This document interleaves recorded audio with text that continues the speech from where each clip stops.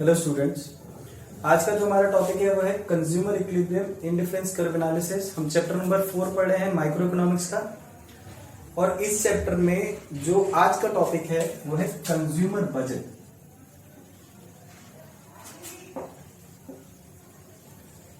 तो consumer budget क्या है, इसके क्या डेफिनेशन है, इसका कॉन्सेप्ट क्या है, साथ ही साथ इसके अंदर इस टॉपिक के अंदर हमें क्या क्या पढ़ने को मिलेगा, इस चीज के बारे में हम यहाँ जानते हैं। सबसे पहली बात, इसमें हमें दो चीजें पढ़ने को मिलेगी। सबसे पहले consumer budget set,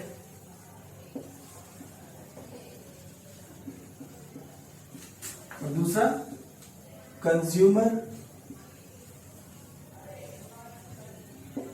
budget line. सबसे पहले आइए बात करते हैं कंज्यूमर बजट की, फिर उसके बाद कंज्यूमर बजट सेट की। तो कंज्यूमर बजट हम बोलते हैं ना कि generally in terms of normal way और कन्वर्सेशन हम बोलते हैं ना बजट क्या है। तो बजट का मतलब क्या होता है कि आपके पास परचेजिंग पावर कितनी है, आपके पास कितना पैसा है, और according to the market price आप किसी भी गुड्स की कितनी क्वांटिटी परचेज कर सकते हैं। That is the budget of a consumer.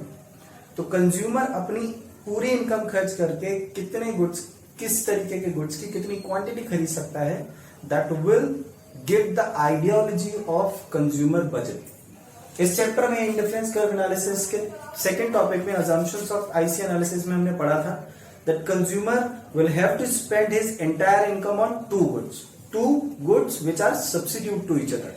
तो एग्जांपल ले लेते हैं कि हमारा कंज्यूमर है एक्स और वाई, दो सब्स्टिट्यूट गुड्स है, good and good Y. Consumer की जो इनकम है एग्जाम्पल में ले लेते हैं 100 रुपए है। इस 100 रुपए के हिसाब से कंज्यूमर जो प्राइस ऑफ एक्स गुड है वो हम मान लेते हैं 5 रुपए है, और प्राइस ऑफ वाई गुड 2 रुपए। तो इसके हिसाब से अगर हम देखें तो इनकम कंज्यूमर की है 100 रुपए, 5 रुपए पी एक्स और पी वाई 2 रुपए। अगर कंज्यूमर अपना जितना भी इनकम है, जो भी इनकम है, वो पूरी की पूरी इनकम अगर वाई प्रोडक्ट पे खर्च करे तो 2 रुपए के हिसाब से मैक्सिमम क्वांटिटी खरीद सकता है उसकी 50 यूनिट, और इसकी 0 इसके ऊपर पैसा खर्च करने के लिए बचेगा नहीं। अगर कंज्यूमर इसकी कुछ यूनिट सेक्रीफाइस करता है, यहाँ पर हमने डिजायर फॉर अ कमोडिटी पढ़ा है, कंज्यूमर किसी भी गुड्स को ज्यादा यूज करेगा, उसको यूज करने की इंटेंसिटी ऑफ डिजायर उतनी कम हो जाएगी। अब कंज्यूमर जो चीज यूज नहीं कर रहा है उसको यूज करने के लिए इंटेंसिटी ऑफ डिजायर बढ़ेगी। तो कंज्यूमर ने वाई को के यूनिट्स कुछ सेक्रीफाइस किए और एक्स की यूनिट्स बढ़ाने की कोशिश की।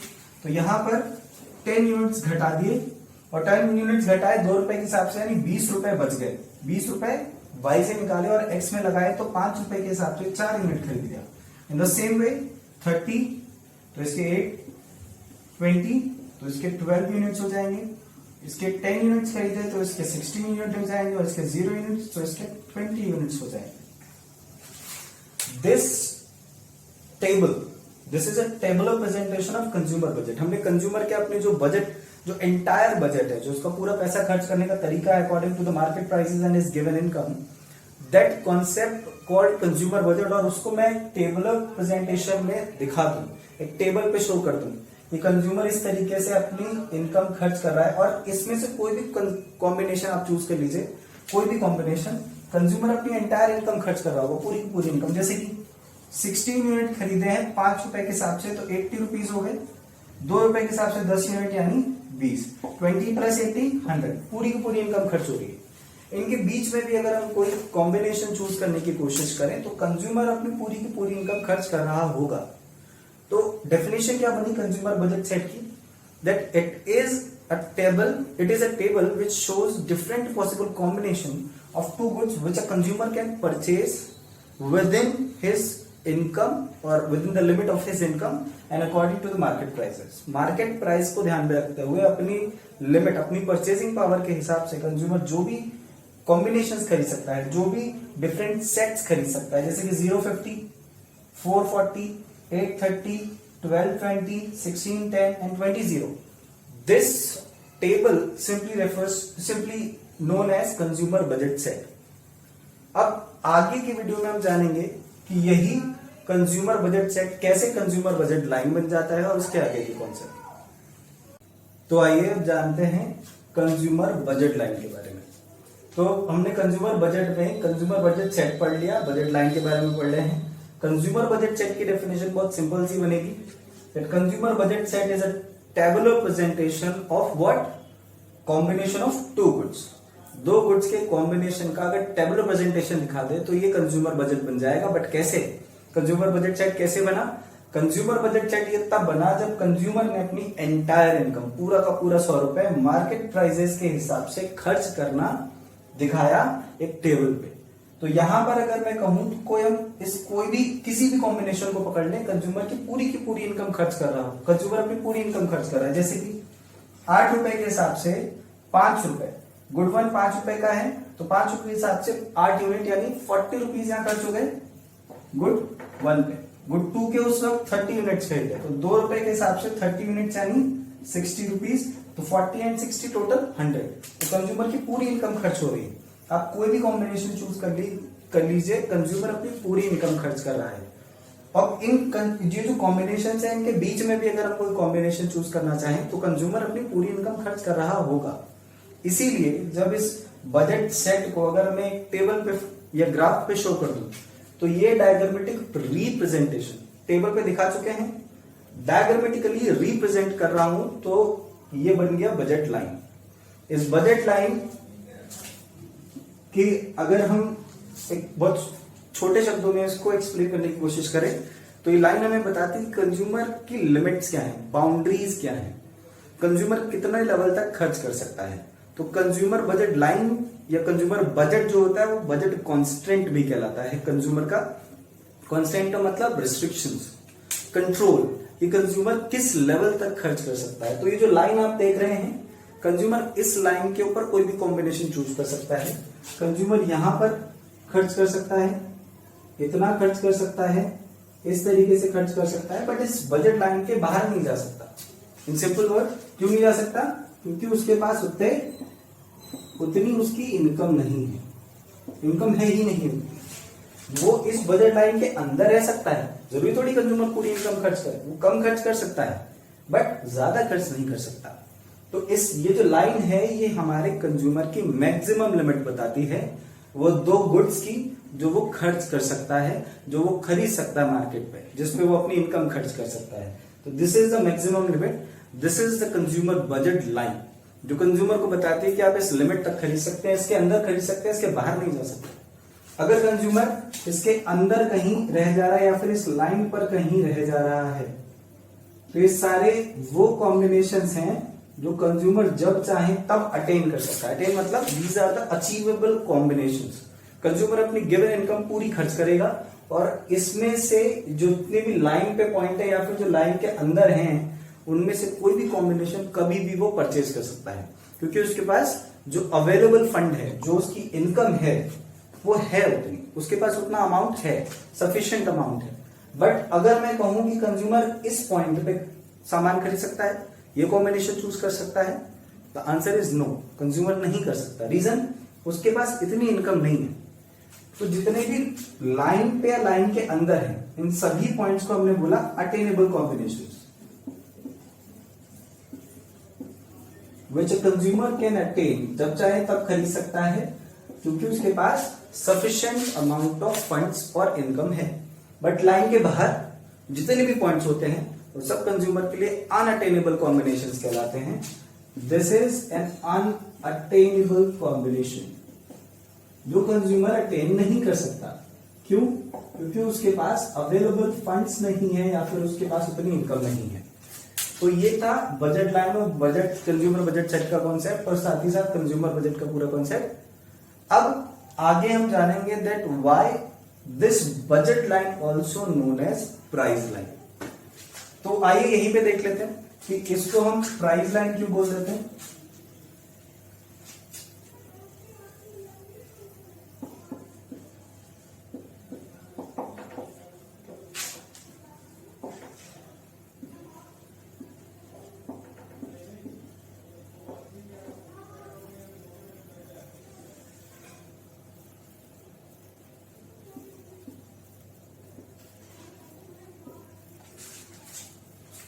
तो आपने देखा कि हमारा कंज्यूमर अगर प्राइजेस के हिसाब से अपनी एंटायर इनकम अगर प्रोडक्ट 2 पे, गुड 2 पे खर्च करता है तो वो मैक्सिमम 50 यूनिट्स खरीद सकता है और ऐसे टाइम पर गुड 1 की 0 यूनिट्स खरीदी जाएंगी।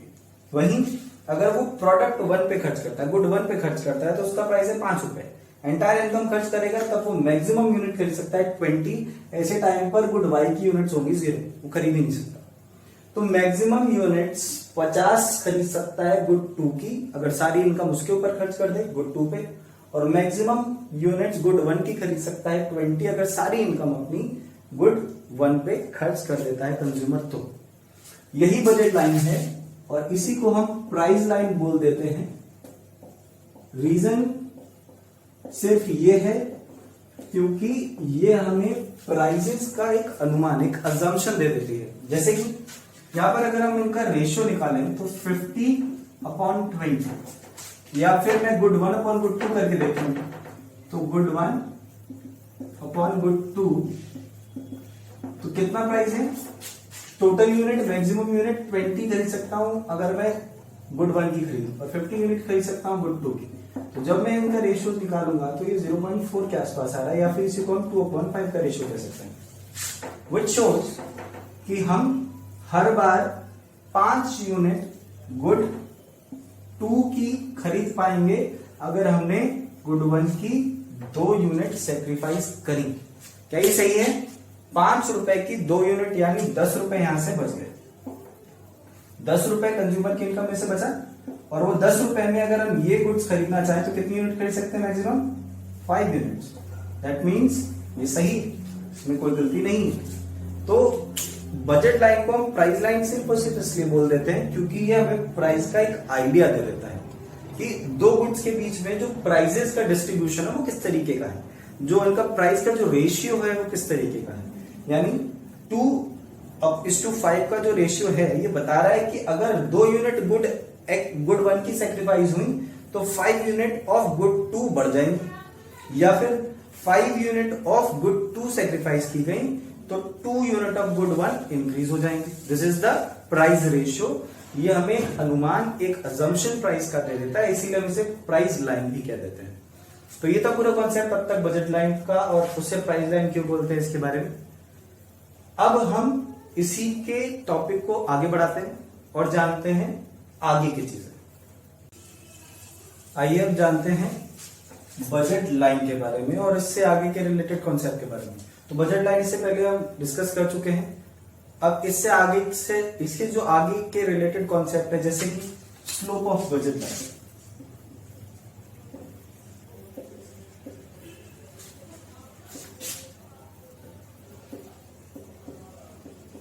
तो slope of budget line, last chapter में जब मैं आपको कर्व और ग्राफिकल रिप्रेजेंटेशन बता रहा था तब स्लोप ऑफ ट्रांसफॉर्मेशन कर्व और बहुत सारी चीजें जो कर्व मैंने पहले पढ़ाए हैं उसमें मैंने हर बार आपको बताया कि स्लोप अगर किसी भी कर्व का, किसी भी लाइन का अगर हम चेक करते हैं तो बेसिक जो फॉर्मूला है, जो बेसिक आइडियोलॉजी है वो है लॉस अपॉन गेन।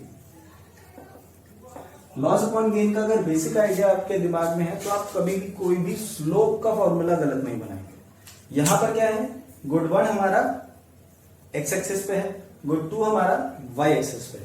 लॉस किस में हो रहा है?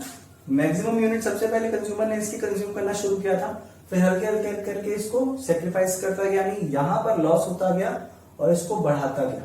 यही हमने इससे पहले टेबल प्रेजेंटेशन में देखा।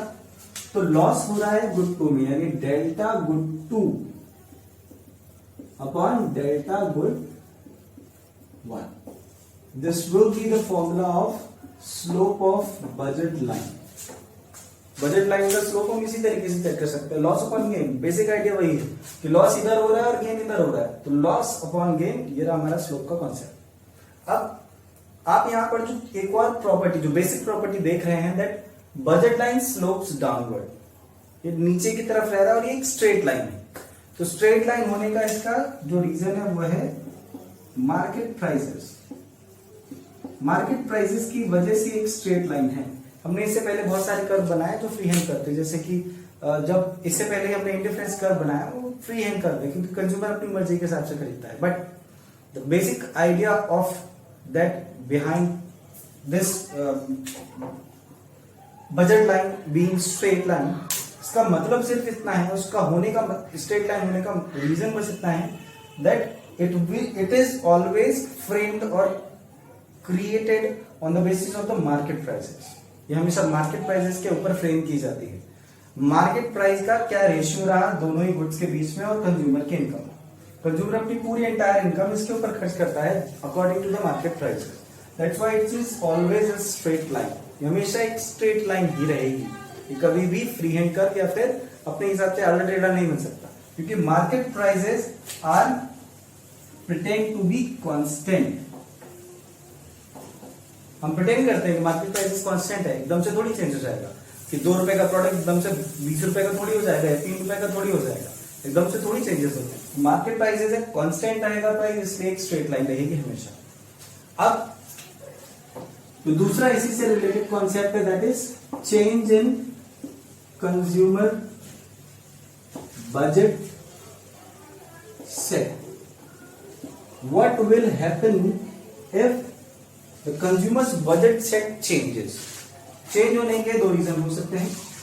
सबसे पहला, चेंज इन इनकम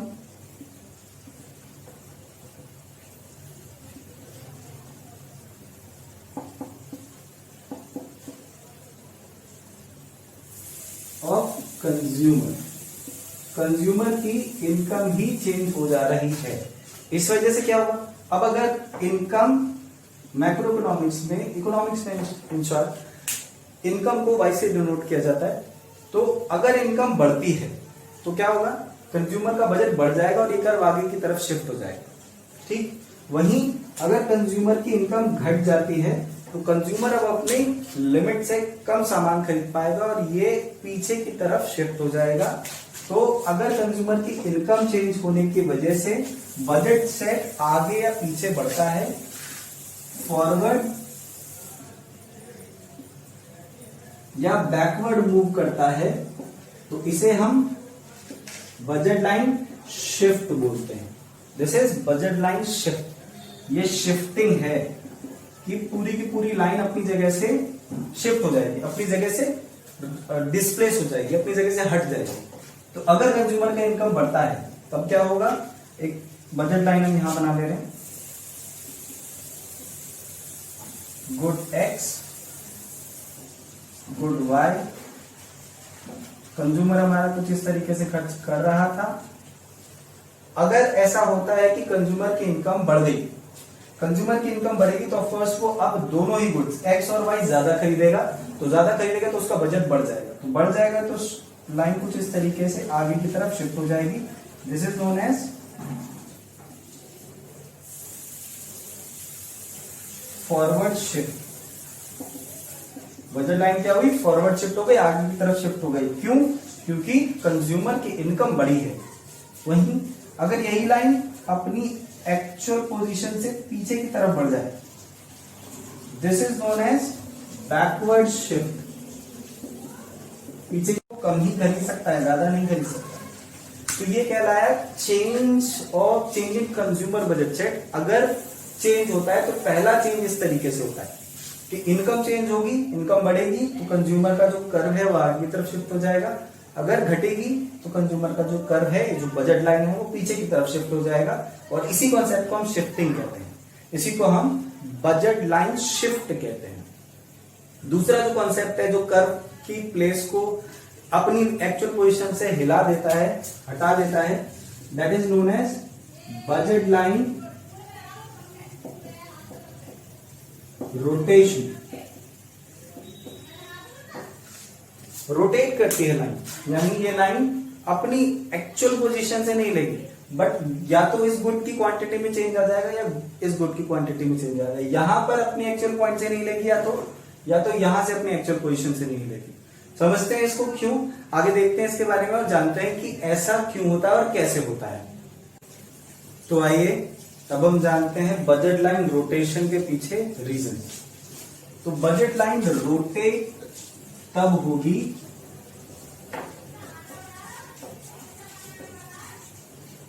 जब प्रोडक्ट के प्राइजेज में चेंज हो। या तो px और py में इन दोनों में से किसी एक में चेंजेस हो जाए, तब ऐसा होगा कि बजट लाइन रोटेट होगी। अब कैसे चेंजेस, या तो ये बढ़ जाए या तो px और py घट जाए, इन दोनों में से कोई भी, या तो इन दोनों में से किसी का भी प्राइस बढ़ जाए या इन दोनों में से किसी का भी प्राइस घट जाए। एग्जांपल लेते हैं, ग्राफिकली प्रेजेंट करने की कोशिश करते हैं इसको। गुड एक्स, गुड वाई, ये रहा हमारा, ये रही हमारी बजट लाइन। अब अगर ऐसा हो कि प्राइस बढ़ जाए, अगर ऐसा हो कि मान लिया px का प्राइस बढ़ गया, तो प्राइसेस इंक्रीज होने की वजह से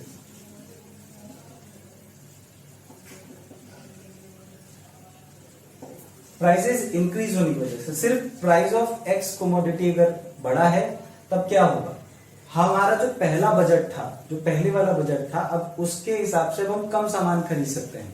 एग्जाम्पल के तौर पे हम वो टेबल दोबारा से ड्रॉ कर ले रहे हैं, जहां पर एक्स वाई का प्राइस 5 रुपए था, दो रुपए था, और px 5 रुपए, कंज्यूमर की जो इनकम थी वो 100 रुपीज थी। तो उसके हिसाब से कंज्यूमर इसकी 50 यूनिट्स खरीद ले रहा था, और इसकी 0, इसकी 40, इसकी 4, 8, 12, 16, 20, 30, 20, 10 एंड 0। अगर ऐसा हो जाए कि प्राइजेस में चेंज, हम यहाँ पर प्राइस चेंज करें, तो मान ले रहे हैं px, x का प्राइस बढ़ के 10 रुपए हो जाए, तो क्या होगा, कंज्यूमर यहां से 10 यूनिट सेक्रीफाइस कर रहा है, 10 यूनिट के हिसाब से 2 रुपए के एक यूनिट है, 20 रुपए बचाएगा, तो 20 रुपए में सिर्फ 2 ही यूनिट तो खरीद पाएगा। जहां 4 यूनिट पहले खरीद रहा था कंज्यूमर, अब प्राइस बढ़ जाने की वजह से 2 यूनिट ही तो खरीद पाएगा। वहीं 20 रुपए और बचे तो 4 यूनिट खरीद पाएगा, 20 रुपए और बचे तो 6 यूनिट, 20 रुपए और बचे तो 8 यूनिट, 20 रुपए और बचे तो 10 यूनिट। तो कंज्यूमर अब कम कंज्यूम कर पा रहा है because of increase in price. तो क्या होगा, वाई का बजट नहीं डगमगाया, वाई का बजट अभी भी अपनी जगह है, बट एक्स का खराब हो गया। तो ये जो लाइन है कुछ इस तरीके से ड्रॉ की होगी, जहां पर इनिशियल पॉइंट ये थे 50 and 20, now the points are 50 and 10। तो क्या हुआ, ये पीछे की तरफ रोटेट हो गया। तो ये जो रोटेशन होता है, rotation towards left,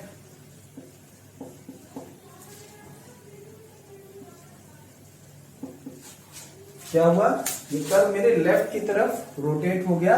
this leftward rotation occurs due to increase in price of good X, px के इंक्रीज होने की वजह से ऐसा हुआ।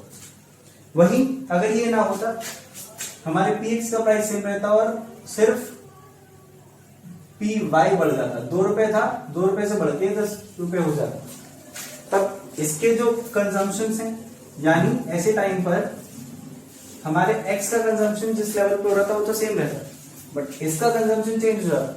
जैसे कि 10 रुपए में पहले 2 रुपए के हिसाब से पूरा 10 रुपए खर्च कर रहा था, तो 50 यूनिट आ रहा था, 10 रुपए के हिसाब से 100 रुपए, यानी सिर्फ 10 ही यूनिट तो कंज्यूम कर पाएगा कंज्यूमर। उसी हिसाब से अगर हम देखें तो 4 यूनिट 5 रुपए के हिसाब से 20 रुपए यहां कर चुके हैं, बचे 80, 10 रुपए के हिसाब से 1 यूनिट कंज्यूम कर पाएगा। वहीं और करें तो 6, 4, 2 और 0। तो यहां क्या हुआ, यहां कंजम्पशन x का सेम रहा पर y का चेंज हो गया। तो ये रोटेशन क्रिएट कर रहा है y में, और वो भी किधर, लेफ्टवर्ड।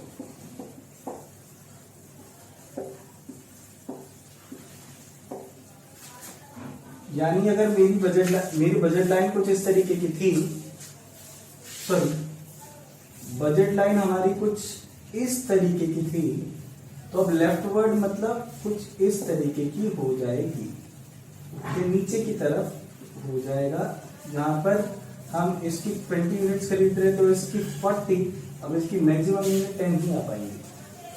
तो इस तरीके के शिफ्ट को हम लेफ्टवर्ड, सॉरी नॉट शिफ्ट, इस तरीके के रोटेशन को हम लेफ्टवर्ड रोटेट करना कह सकते हैं, कि हमारा जो कर्व है वो लेफ्टवर्ड रोटेट हो गया, rotation towards left side. Left side कैसे? अगर इस कर्व को मैं अपने आंखों के सामने रखूं यानी कुछ इस तरीके से यहां पर, तो मेरे लेफ्ट की तरफ ही रोटेट हुआ है, तो लेफ्टवर्ड होता है because of increase in prices.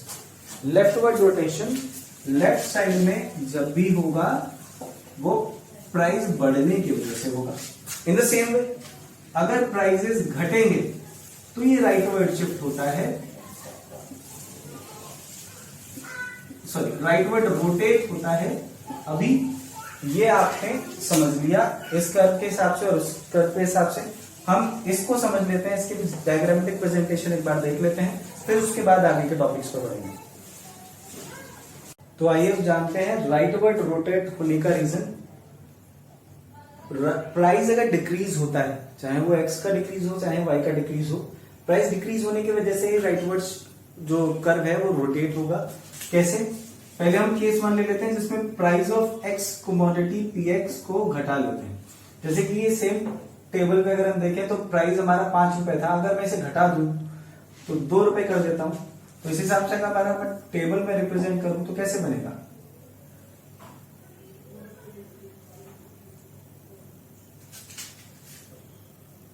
Actual condition के हिसाब से चलते हैं 50, 40, 30, 20, 10, 0।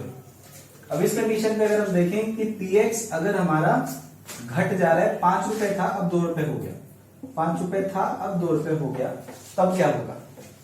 तब होगा ये कि पी वाई का जो कंजम्पशन है वो आप देख रहे हैं वो सेम रहेगा, इसमें कोई चेंजेस नहीं आएंगे। But because of the decrease in the prices of P x product x, इसकी वजह से क्या होगा? इसका कंजम्पशन बढ़ जाएगा। तो अगर पहले हम देखें तो यहां से -10 यानी 10 यूनिट कम हुए, 2 रुपए के हिसाब से 20 रुपए बचे। 20 रुपए में हम इसके 4 यूनिट ले पा रहे थे अगर प्राइस 5 रुपए है, बट अब प्राइस है 2 रुपए, तो 20 रुपए में हम ले सकते हैं इसके 10 यूनिट। अगेन 10 यूनिट कम हुए, 2 रुपए के साथ फिर से 20 रुपए बच गए, फिर से 10 यूनिट बढ़ा सकते हैं, फिर 10 यूनिट बढ़ेंगे, फिर 10 यूनिट बढ़ेंगे और फिर से 10 यूनिट बढ़ेंगे। तो इस तरीके से कॉम्बिनेशन हमारा दिख रहा है।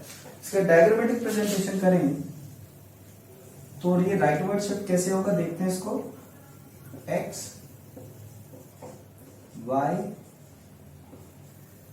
तो ये रहा हमारा curve that is budget line, ये आगे की तरफ रोटेट हो जाएगी राइटवर्ड, यानी rightward this on this hand, rightward shift हो जाएगी कुछ इस तरीके से। तो ये राइटवर्ड शिफ्ट तब हुआ जब प्रोडक्ट का प्राइस 5 रुपए से घट के 2 रुपए हो गया। सॉरी राइटवर्ड शिफ्ट रोटेट, तो राइटवर्ड रोटेट होने का इसका रीजन पीएक्स के घटने का है। वहीं अगर हम जस्ट दूसरा केस करें कि पीवाई अगर और ज्यादा घट जाए, तो सेम एग्जांपल ले ले रहे हैं। सेम एग्जांपल के हिसाब से अगर ऐसा हो कि पी वाई 2 रुपए था अब 1 रुपए हो जाए, तो पी एक्स का जो गुड एक्स है हमारा उसका कंजप्शन तो सेम रहेगा 0, 4, 8, 12, 16, 20। बट यहां पर क्या होगा, 1 रुपए हो जाने की वजह से इसका कंजम्पशन बढ़ जाएगा, यानी 1 रुपए के हिसाब से अगर सारी की सारी इनकम 100 रुपए की इनकम पूरी की पूरी वाई गुड पे खर्च की गई तो इसके 100 यूनिट्स आ जाएंगे, then 80, then 60, then 40, 20, 10, sorry, 100, 80,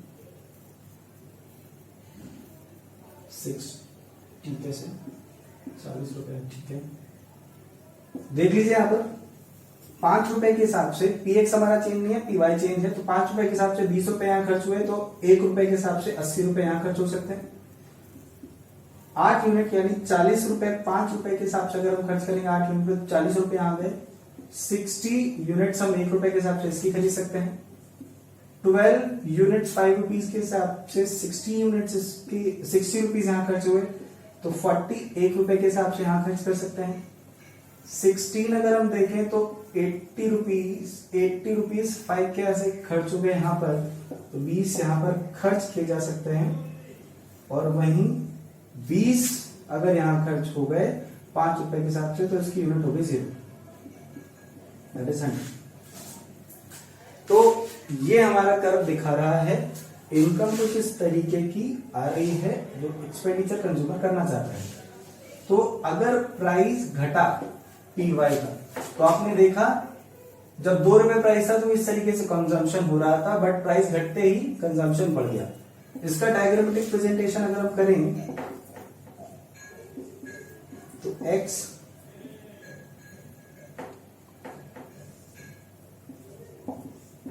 y,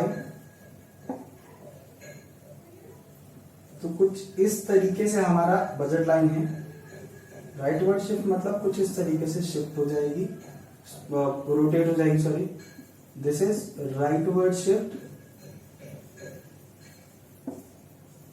rotate, rotation on right side तब होगा जब पी का प्राइस डाउन हो, rotation on right side x में तब होगा जब पी का प्राइस कम हो, रोटेशन ऑन लेफ्टवर्ड, लेफ्ट की तरफ तब होगा जब पी का प्राइस बढ़ जाए, वहीं y में लेफ्टवर्ड रोटेशन तब होगा जब पी का प्राइस बढ़ जाए। तो ये हमारा बेसिक आइडिया था कंज्यूमर बजट कम होने का या बढ़ने का या चेंज होने का। उसमें इस तरीके की कंडीशन क्रिएट होती है। मेजरली इनको 2 कैटेगरीज में क्लासिफाई किया जाता है। First is shifting. शिफ्टिंग होता है प्राइस कंज्यूमर की इनकम की वजह से, इनकम घटेगी तो कंज्यूमर का बजट पीछे की तरफ बैकवर्ड शिफ्ट हो जाएगा, कंज्यूमर की इनकम अगर बढ़ेगी तो फॉरवर्ड शिफ्ट हो जाएगी बजट लाइन, इसे हमने बोला शिफ्टिंग। वहीं कंज्यूमर की इनकम कांस्टेंट रहे बट प्रोडक्ट के प्राइसेस में चेंजेस हों, तो कुछ इस तरीके से 4 कंडीशंस निकल के आती हैं, जिसे हमने रोटेशन नाम दिया, क्योंकि ये पूरे कर्व को एक जगह से दूसरी जगह पे नहीं शिफ्ट कर रहे, ये किसी एक पॉइंट को शिफ्ट कर रहे हैं, दैट इज रोटेशन। दूसरे पॉइंट से हमेशा कर्व जुड़ा ही रहा है, देख रहे हैं आप, इस पॉइंट पे यहां जुड़ा रहा है, इस पॉइंट पे यहां जुड़ा रहा है, इस पॉइंट पे यहां पर, इस पॉइंट पे यहां पर, दूसरे पॉइंट पे जुड़ा रहा है, कोई एक पॉइंट मूव हुआ तो इसीलिए इसको रोटेशन कहा गया। आइए अब हम इस चैप्टर के लास्ट टॉपिक की तरफ बढ़ते हैं और जानते हैं that how consumer equilibrium occurs with the help of indifference curve analysis.